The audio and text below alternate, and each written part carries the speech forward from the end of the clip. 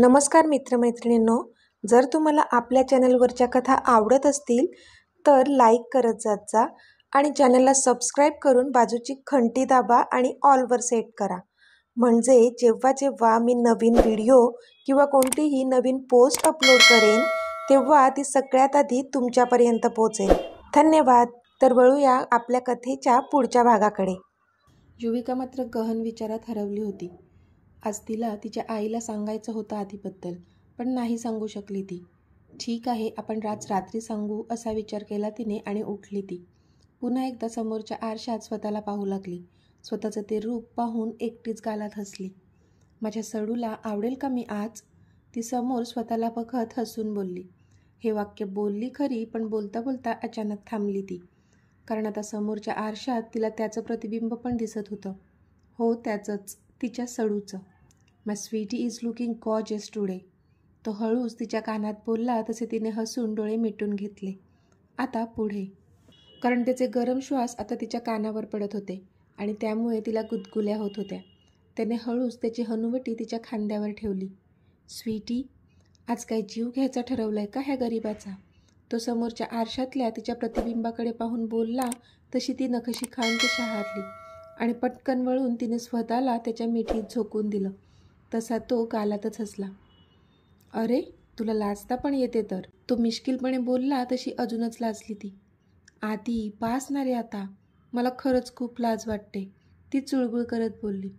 एकतर ह्या आधी अशी कोणी तिची स्तुती केलीच नव्हती. नेहमी चष्मीस म्हणूनच हिणवलं होतं तिला सगळ्यांनी.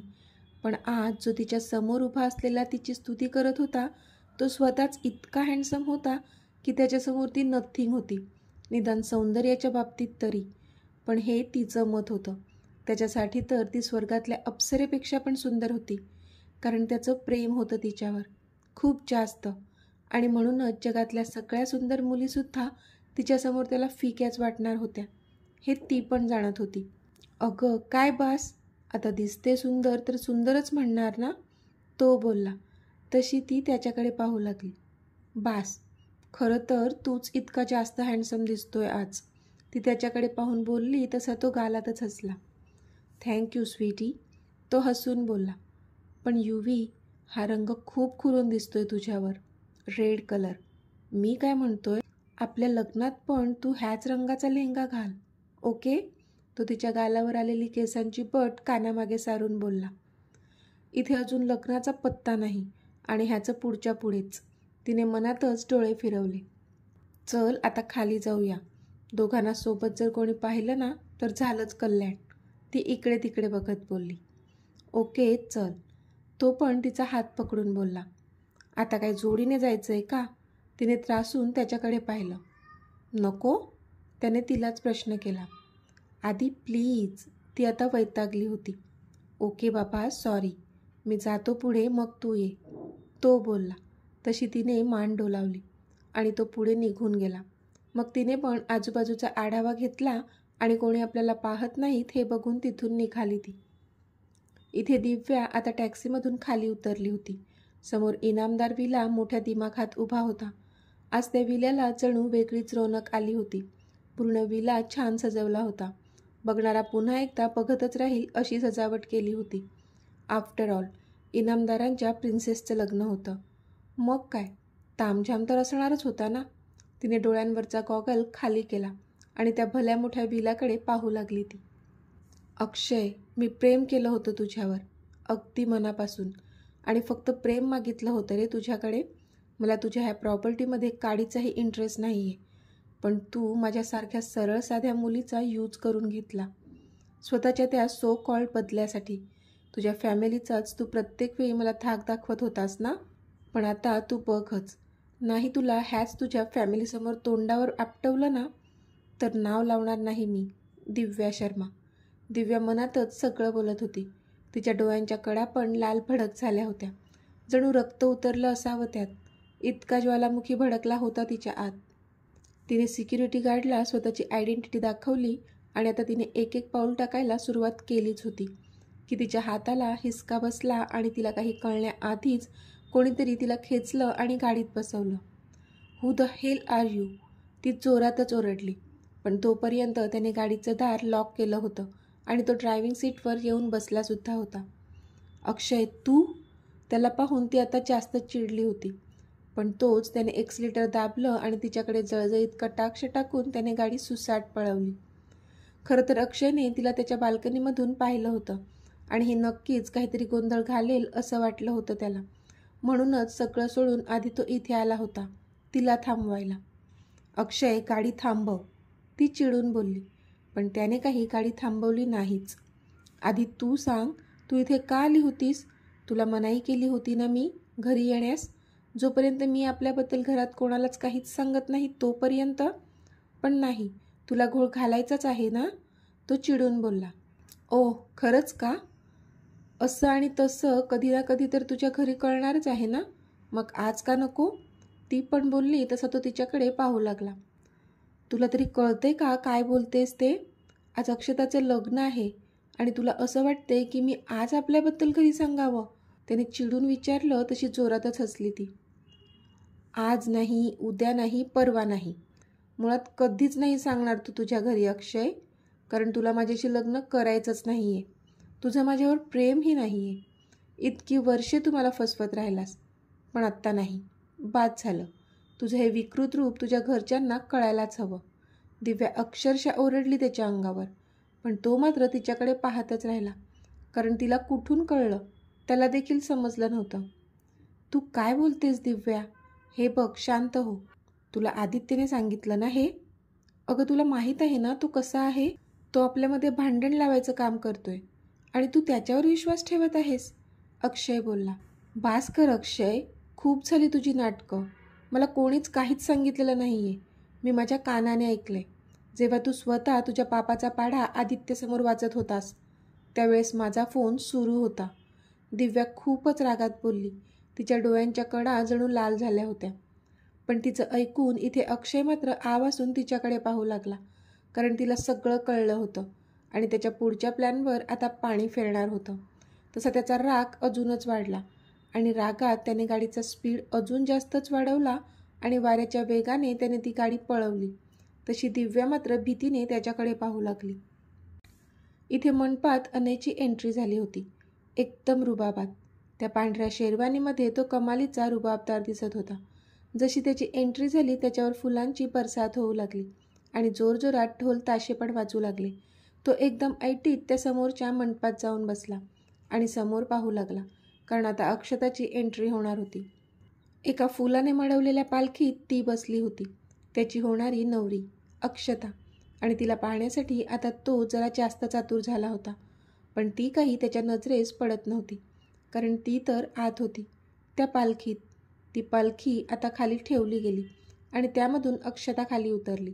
तसे सगळेजण तिच्याकडे पाहतच राहिले, कारण जांभळ्या रंगाच्या त्या नऊवारीत ती कमालीची सुंदर दिसत होती. समोर गुलाबांच्या फुलांची आरास पसरवली होती तिच्या स्वागतासाठी. एका बाजूने आदिने तिचा हात पकडला आणि दुसऱ्या बाजूने अक्षय तिचा हात पकडणार होता, पण अक्षय मात्र कुठेच दिसत नव्हता. तसे सगळे इकडे तिकडे पाहू लागले, पण अक्षय दिसलाच नाही त्यांना. तशी अक्षता पण हताश होऊन आदीकडे पाहू लागली, पण लगेचच त्यांना समोरून अक्षय फास्ट चालत येताना दिसला. तसा सगळ्यांच्या चेहऱ्यावर आनंद पसरला, पण आदी मात्र त्याला खुन्नस देऊनच बघत होता. आता एका बाजूने अक्षयने पण तिचा हात पकडला आणि हळूहळू करत ते दोघेही तिला त्या फुलांच्या पायखड्यावरून चालवत मंडपाकडे घेऊन जाऊ लागले. आजूबाजूने सगळेजण त्यांच्यावर फुलांचा वर्षाव करत होते. अनय मात्र तिच्याकडे एकटक पाहत होता. त्याची नजर काही तिच्यावरून हटत नव्हतीच. अगदी ती मंडपात येऊन पोचली आणि पाटावर जाऊन बसली तरी तो तिच्याकडेच पाहत होता. अनय, अरे बसतोस ना विधीसाठी? आधी हसून त्याच्या कानात बोलला तसा तो भानावर आला आणि मग स्वतःशीच हसून तो पण तिच्या बाजूला पाटावर जाऊन बसला. अक्षता मात्र लाजून चूर झाली होती. आता भटजीने मंत्र म्हणायला सुरुवात केली. युविका, मिहिका आणि सुमनताईसोबत बसली होती. आकांक्षा पण त्यांच्यासोबतच होत्या. आधी आता स्टेजवरून खाली उतरून आला तशी युवीच्या चेहऱ्यावर स्माईल आली, पण ती स्माईल फक्त थोड्याच वेळासाठी राहिली आणि ती जाऊन आता तिच्या त्या सुंदर चेहऱ्यावर राग पसरला होता, कारण आता आधी मयुरीच्या बाजूला जाऊन उभा राहिला होता. आधीला कळलं होतं युविकाला राग आला आहे, पण तो काहीच करू शकत नव्हता. सरळ सरळ तर तिच्याजवळ जाऊन बसू शकत नव्हता तो. जिथे मयुरी होती तिथेच प्रतीक्षा पण होत्या. त्यामुळे तो त्याच्या मॉमजवळ गेला होता आणि मॅडमने मात्र फक्त हेच पाहिलं होतं की तो मयुरीच्या बाजूला उभा आहे. आधीला ह्यावर हसावं की रडावं कळत नव्हतं, पण तिचा त्याच्यासाठी असणारा पॉझिटिव्हनेस बघून त्याला खूप भारी पण वाटत होतं. आपण नंतर तिला मनवू असाच विचार केला त्याने त्यावेळी. ताई मी आलेच हां, मिहिका बोलली. आता तू कुठे चाललीस, युवीने विचारलं. ते मी आधीजवळ जाऊन येते हां, मिहिका हसून बोलली. तशी युवी तिच्याकडे रागाने पाहू लागली. कशाला, तुझं काय काम आहे त्याच्याकडे, युवीने रागाने विचारलं. अगं चिडतेस का, काही काम असेल तेव्हाच जायचं का मी, तो बघ किती जास्त हँडसम दिसतोय आज, त्याला कॉम्प्लिमेंट देऊन येते पटकन, मिहिका बोलली आणि युविकाच्या उत्तराची वाट न पाहता तिथून उठून निघून सुद्धा गेली. युविका मात्र तिच्याकडे रागाने पाहत होती. ही मयुरी काय कमी होती का, जे आता मिहू पण त्याच्या मागे मागे जाते, युवी मनातच डोळे फिरवून बोलली. पण आता तिला आधीचा पण जास्त राग येत होता. का, तर आज इतका जास्त हँडसम दिसायची काय गरज होती त्याला. आधी पण तिची चिडचिड बघत होता आणि गालातच हसत होता. ओ गॉड, हा वन अँड ओनली पीस माझ्याच नशिबात द्यायचा होता का तुला, तो वर बघून मनातच बोलला आणि तिच्याकडे पाहिलं त्याने. तर मॅडम डोळे बारीक करून रागाने त्याच्याकडेच पाहत होत्या. फुल भांडण करायच्या मूडमध्ये होती ती, कारण मयुरी आणि मिहिका आजूबाजूला आणि आधी बरोबर त्यांच्या मधोमध उभा होता, म्हणून पारा चढला होता तिचा. पण त्याने मात्र तिला बघून पुन्हा नकारार्थी मान हलवली. थोड्याच वेळात घरचे सगळेजण स्टेजवर चढले, कारण आता मंगलाष्टका सुरू होणार होत्या. युवी आधीच आधीवर चिडली होती, म्हणून तिने त्याच्याकडे पाहून नाक मुरडलं आणि ती सगळ्यात पुढे बरोबर अक्षताच्या मागे जाऊन उभी राहिली. तसा तो मात्र गालातच हसला आणि वाट काढून बरोबर तिच्या मागे कसं उभा राहता येईल हे पाहिलं त्याने. अनय आणि अक्षता दोघांच्या मधोमध अंतरपाठ धरलं गेलं आणि भटजीबुवाने मंगलाष्टके म्हणण्यास सुरुवात केली. सगळेजण नवरा नवरीच्या अंगावर अक्षता टाकत होते, पण इथे युविकाला मात्र तिच्याच डोक्यावर अक्षता पडत असल्याचं जाणवत होतं, म्हणून तिने चिडूनच पाठी पाहिलं तर तो बरोबर तिच्याच मागे उभा होता आणि त्याच्या हातातल्या अक्षता तिच्या डोक्यावर टाकताना तिला दिसत होता. तसं तिच्या नाकाचा शेंडा अजूनच लाल झाला, पण तो मात्र कूल हसून तिच्याकडे भुवया उंचावून बघत होता. भटजीबुवाने शेवटचं शुभमंगल सावधान म्हटलं आणि नवरा नवरीच्या मध्ये असलेला अंतरपाठ दूर झालं आणि दोघांनीही एकमेकांना वरमाला घातल्या. दोघेही एकमेकांकडे अगदी प्रेमाने बघत होते. आता दोघांचं विधिवत लग्न पार पडलं. थोड्याच वेळात रिसेप्शन सुरू होणार होतं, पण त्याआधी त्या दोघांचं फोटोशूट करून घेण्यात आलं आणि मग पुढच्या तयारीसाठी त्या दोघांना आत घेऊन गेले. सुमनताई आता घरात आत आल्या होत्या आणि त्या किचनमध्ये प्रतीक्षासोबत काहीतरी बोलत होत्या. तोच युविका आत आली. युवीला संधीच हवी होती. तिला सुमनताईंशी आधीबद्दल बोलायचं होतं आणि आता ती संधी होती तिच्याकडे. आई ऐक ना, जरा इथे येतेस का, युविका सुमनताईंना बोलली.